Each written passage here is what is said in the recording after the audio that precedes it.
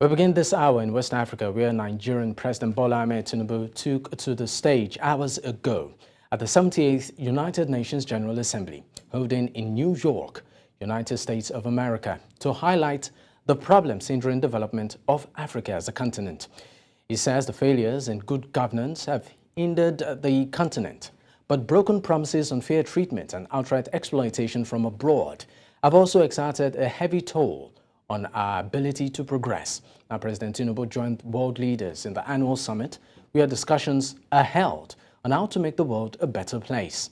This is the first time President Tinubu will be attending the assembly as the leader of Africa's most populous country. As the best guarantor of sovereign will and well-being of the people, military coups are wrong. As in any titled civilian political arrangement that is, will perpetuate injustice. The wave-crossing part of Africa does not demonstrate favor towards coup. It is a demand for solution to perennial problem. Let us dig it deeper. Regarding Niger, we are negotiating with the military leaders. As chairman of ECOWAS, I seek to help establish democratic governance in a manner that addresses the political economy challenges confronting that nation, including violent extremists who seek to foment instability in our region.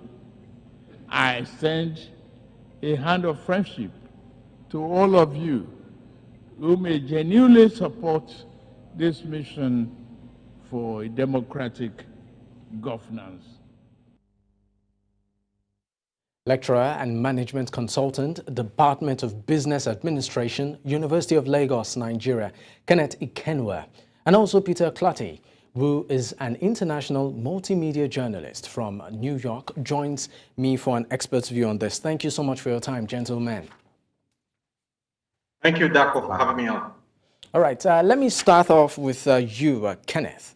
Now, we understand, of course, that how many, African presidents, of course, have spoken so far, and what are the key messages coming from them at the summit? I'd like to direct that question to you, Peter.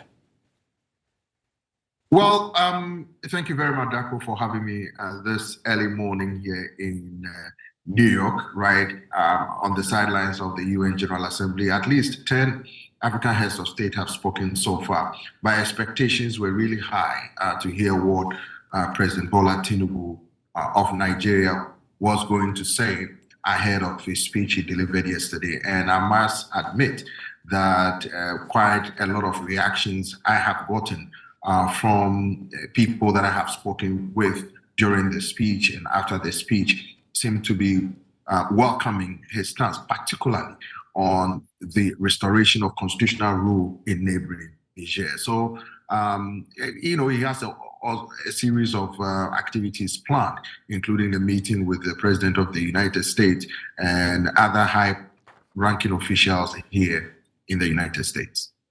All right, I'd like to go to you, Kenneth. Nigeria's President Bola Tinubu spoke last night. I mean, how has the message been received by the U.S. and the Nigerian community in the U.S. and even beyond? And what are your perceptions about the Nigerian president's speech?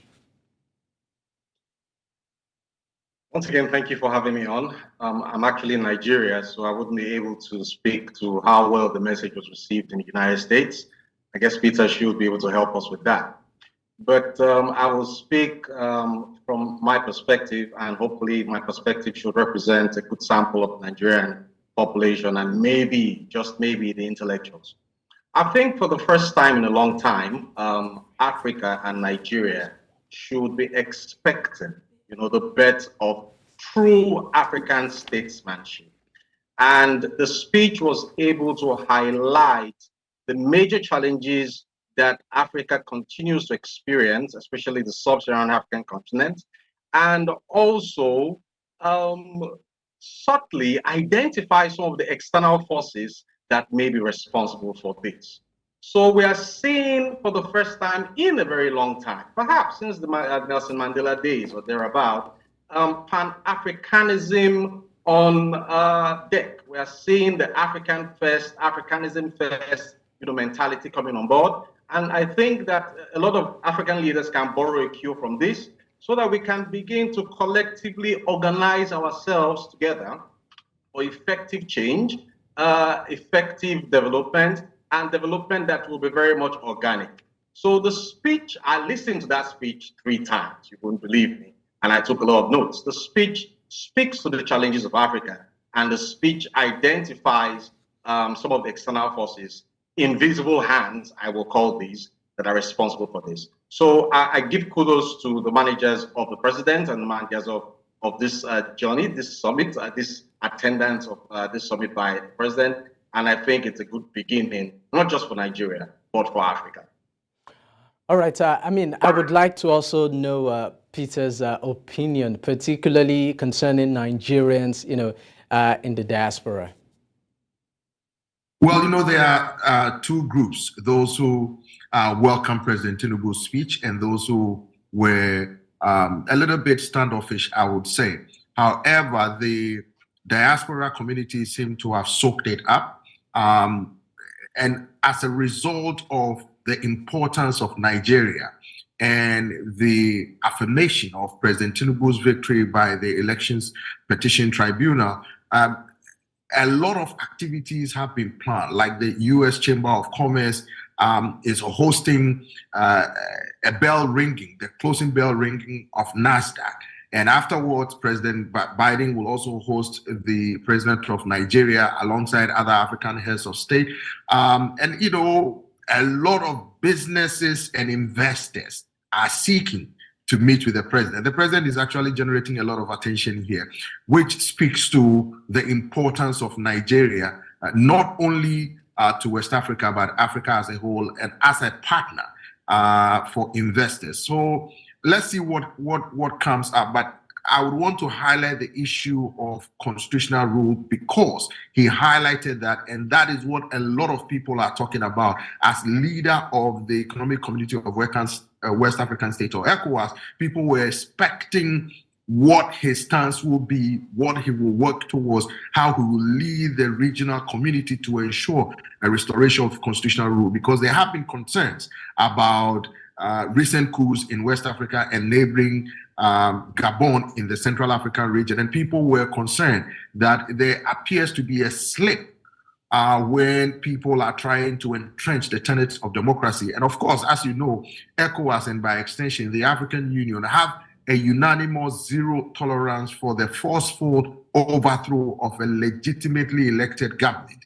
So people were trying to see where the president will come from that. And by emphasizing that democracy is supreme, where citizens have the ability to choose their own leaders, despite the narrative that the recent coups have had some support from these countries. So these were some of the issues that have come up here in New York. Now, I will stay on you, Peter. What are the key messages from African presidents who have spoken? Two major issues that are ongoing here at the UN General Assembly, where you have these high-level debate, the climate crisis and the ongoing war in Ukraine. Now, the climate crisis, Africans, as you know, have been expressing concern that wealthier nations are contributing significantly to, climate change, and that the wealthier nations would have to pay to help cushion the effect of climate change, especially on African countries who, they said, bear the brunt of the impact of climate change. They want these wealthier nations to show commitment, not necessarily by paying lip service. They want action. They want them to put their money where their mouth is. And so there seemed to be a unanimity among African nations, spearheaded by the African Union, to engage the international community, especially the Western nations, to put their money where their mouth is, to cushion the effect of climate change. Now, a lot of them have also expressed concern about the impact of the ongoing war in Ukraine on their respective countries. You're talking about high inflation, the economic impact, soaring food prices, challenges that has become really difficult, supply chain issues that have made these countries really come under a lot of strain, and they are finding it difficult to surmount the economic challenges. And of course, that is making public sector workers and private sector workers and organizations and businesses to be restless. And that is why you are seeing a lot of criticism across the country. So they are calling on the international community, particularly here at the UN General Assembly debate, to come up with solutions to end the ongoing war in Ukraine. All right, I would like to, of course, go to you, Kenneth. Tinubu mentioned that broken promises, unfair treatment and outright exploitation from abroad have also exerted a heavy toll on Africa's ability to progress. What do you make of this assertion? Well, President Tinubu couldn't have said it any better. Scholars in this part of the world have been saying this since the era of the Walter Rodneys and so many much more across different scholastic divides, that dependency of African nations is not natural. It's something that has been generated and continues to be perpetuated. And we can see that what is actually obtainable is the continuous exploration of resources in Africa, but with exploitative tendencies. So I think this, like I said, is a bet for new Pan-Africanism, putting Africa first, and actually speaking to some of the invisible external forces.